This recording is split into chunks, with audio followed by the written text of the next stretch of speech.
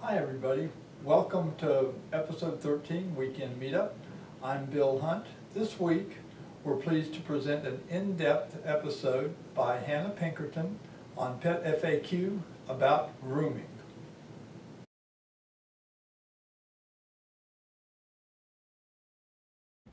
Hi, I'm Hannah Pinkerton from Hannah's Pet Sitting and Homemade Pet Supplies. I'm here this week for another Pet FAQ.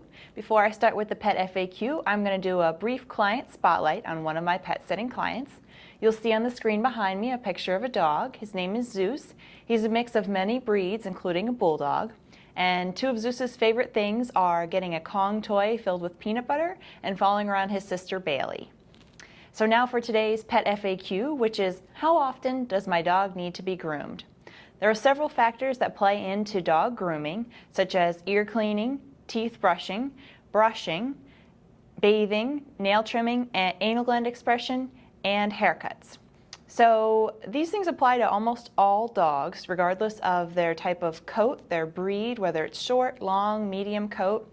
I'm going to start with the ear cleaning. I'd recommend doing this once a week for your dog. If the ears are very dirty or if there's a lot of buildup in there, I would recommend cleaning your dog's ears on a daily basis for a week or two. If the ears haven't cleared up in that amount of time, I would recommend seeing a vet. Could be a potential infection, yeast infection, so they can give you a prescription cleaner and treatment for the ears.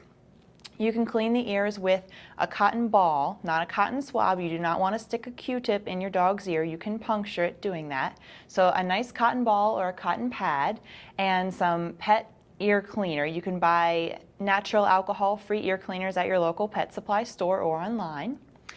So like I said, recommend doing that once a week. If the ears are clean on a regular basis, you can decrease that to about once a month. Definitely you want to clean your pet's ears after swimming or after bathing because water can build up in there and you'll want to clean that out to prevent a yeast infection. The next thing that goes into pet grooming is teeth brushing. I would recommend brushing your dog's teeth once a day. That's regardless of whether you feed dry food, wet food, raw food, or whatever type of food you feed. Some people are under the impression that feeding dry kibble helps clean your dog's teeth. I do not believe this is so. To me, it's similar to humans eating pretzels. Sure, it may scrape on your teeth a little bit, but overall you're still going to have plaque and tartar build up, so they still need to be brushed. Regardless of what type of bones your dog chews on or how clean they may look, there is plaque and tartar that builds up and it can be very detrimental to their health. So just like humans, they need to be brushed at least once a day. Obviously humans, we like to do twice a day, but once a day for your dogs is good. At a very minimum, a couple of times a week. Another thing you can do, depending on your preference, some people feel comfortable feeding raw bones to their dogs, for example, raw beef bones, raw turkey necks, and so on, depending on the size of the dog. This is something that does help clean the teeth. Now, I'm not talking about smoked bones, raw hide bones, baked bones, or any cooked bones you might have from your steak or anything like that. Those are all unsafe. They can all splinter and chip and be very dangerous. Raw bones are something you might want to do a little more research on before you decide to look into, but it is something that a lot of people do have success with on cleaning their dog's teeth. The next thing is brushing your dog, regardless of whether they have a short, medium, or long-haired coat. Even my short-haired beagle needs to be brushed on average once a day, just for a couple of minutes, and that helps remove dirt from their coat as well as any loose hair. And by brushing them on a regular basis, you can also be on the lookout for any potential health problems, any areas that might be painful, sensitive, might have any cuts, ticks, anything like that. Ticks are a big thing in this area, so grooming them regularly will help you keep an eye on that. At least a couple of times a week for the brushing, and if you have a medium or long-haired dog, for example, a chow chow, golden retriever, poodle, any type of dog like that, I can't emphasize enough the importance of brushing your dog on a regular basis, at least a couple of times a week. Otherwise, those longer haired breeds can build up mats. The mats can become very painful to the dog. They can cause skin irritation and even infection because the skin under the mats, depending how tight the mat is, can't breathe.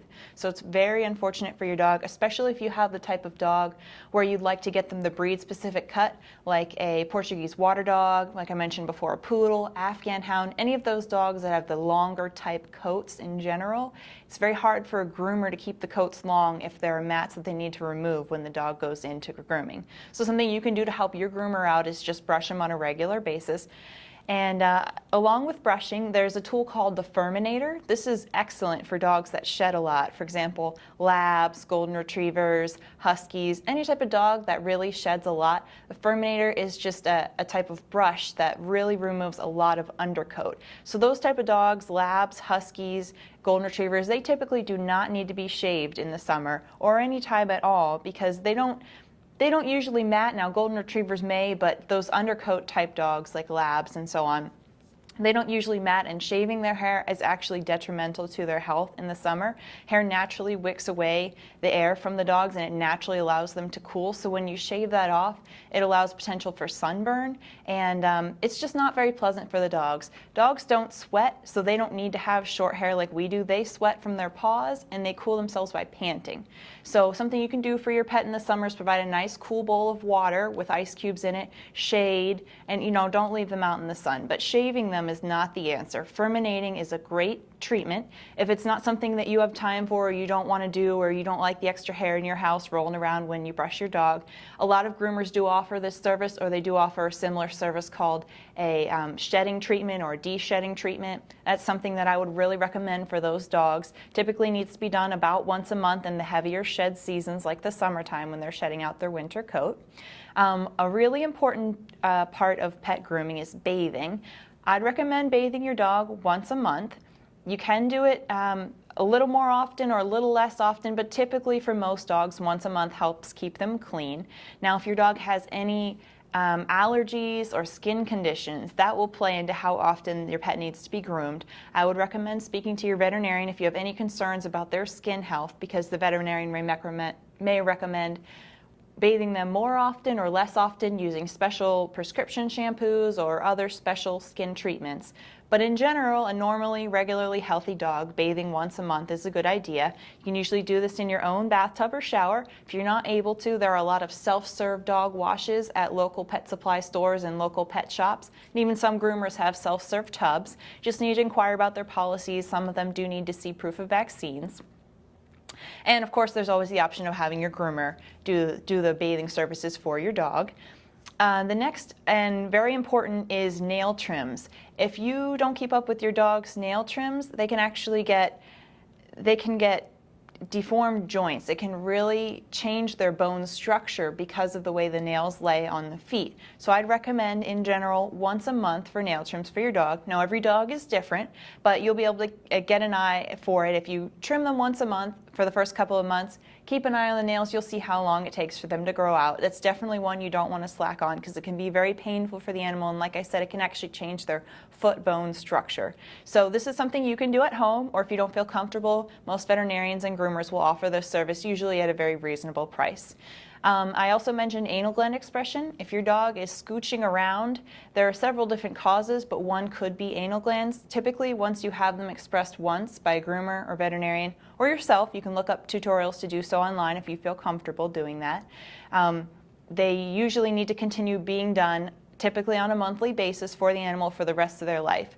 So if your dog is not scooching, I would recommend not doing this procedure unless there are any problems that would cause you to begin this procedure. Otherwise, most animals, especially larger breed dogs, do not need to have their anal glands expressed. So like I mentioned before, it's really important to keep up with the brushing for those long-haired breeds. Medium and long-haired breeds often do need haircuts. And generally, between about 4 and 8 weeks, the haircuts need to be done. So some dogs, the hair grows in faster, needs to be 4 weeks. I would recommend not waiting any longer than 8 weeks, because at that point, a lot of mats build up, the pet needs to be bathed. It's very difficult to bathe them if their hair is, needs to be trimmed and so on. So typically around 4 to 6 weeks is good, but some dogs can go 8 weeks in between haircuts. Another thing to keep in mind is if your pet is matted, it's very hard for the groomer to keep the hair at any length longer than about 1/4 of an inch. So if you keep up with the brushing, it's very easy to maintain those hairstyles that you might prefer for some breed-specific dogs that do have those breed-specific haircuts.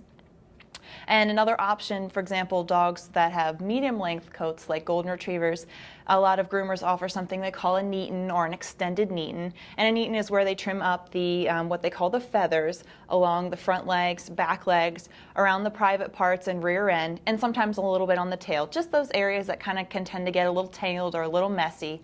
And that's usually included in the bath price, but that'd be something to speak to your groomer about. That can kind of just tidy up the appearance of golden retriever, chow chow, something like that has a little bit longer hair but doesn't need a full shave down haircut. So I would also recommend for bathing, I would recommend in general a hypoallergenic, natural, and unscented shampoo. Fragrances can a lot of times irritate dogs' coats, and it's really not necessary. Normally they smell pretty good on their own if they're clean. So I would consider that, which you can usually buy at your local pet supply store or online.